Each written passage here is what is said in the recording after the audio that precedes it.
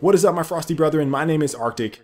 Today is Thursday, and we have some Gears of War 4, the new Gears of War, whatever you want to call it, speculative discussion. I'm about 20 episodes or videos deep into this speculative discussion about Gears of War 4. So if you're new, haven't come to my channel before, you can check out some of the previous discussions. Today I wanted to talk about the active reload.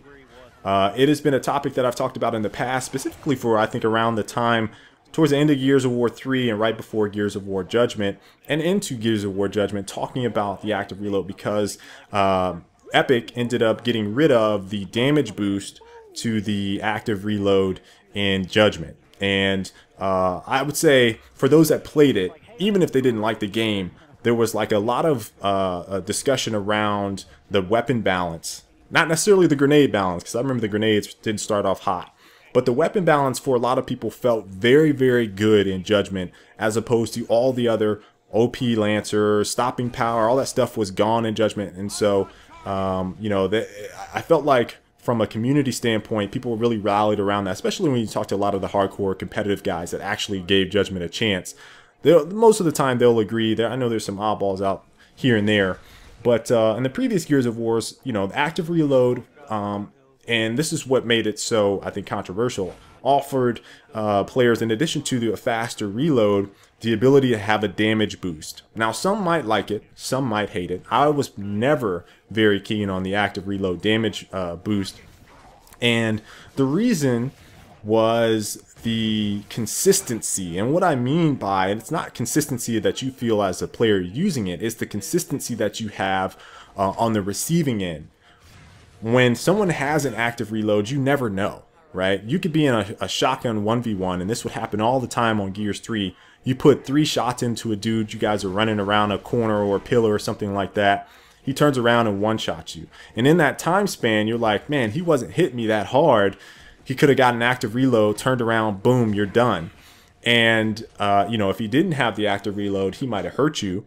He might have damaged you severely, but he wouldn't have got the kill. So that consistency on the receiving end has been very hot topic for, I think, balance for a lot of folks that really got into the game, really sunk their teeth into, the idea of active reloads and damage boosting in the game. Now, if I feel like if Black Tusk wants to reintroduce this, and I don't know how many people are in support of actually reintroducing active reload damage boosts, I feel like they need to do a better job of translating to the players that an active damage boost is in effect, be it highlighting that player or making a sound or something like that. Destiny does the sounds whenever someone activates a super. So if you get an active reload, and they do kind of like do like Dom does like a hell yeah, but I don't know if I've ever heard the enemy team, and what do the Locusts don't really say anything. What are they gonna say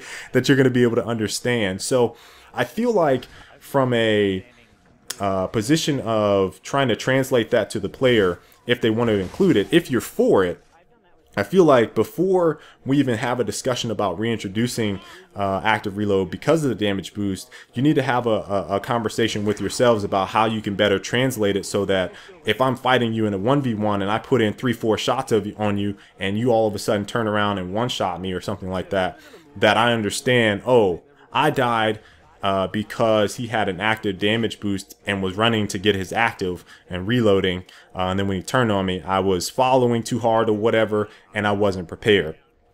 That needs to translate a little bit better, because in Gears 3, Gears 2, Gears 1, that didn't really make a whole lot of sense. And on top of some of the inconsistencies with the shotgun spread, in general, the Nasher spread, as well as other weapons. When you talk about actives with, let's say, the Lancer, I think it's a little bit more prominent that someone has an active enabled, because the bullets become a lot bigger. So I feel like they did try to visualize that, but there's no audio cue still. So even if, and I feel like for a lot of players, they still don't know. They didn't know the duration of it, right, until the bullet's size shrunk. They didn't know when someone activated it, right? So there's still a lot of translation that I think can be kind of put in place to make it a lot better going forward. So I really want to hear what you guys have to say about the active reload It is something that I feel like a lot of people like in terms of a gameplay mechanic. It certainly added a new element to paying attention to your reloading. But at the same time, there was a lot of inconsistencies with translating, I'd say, balance to the players and why it was important to do so. So, love to hear your thoughts on active reload.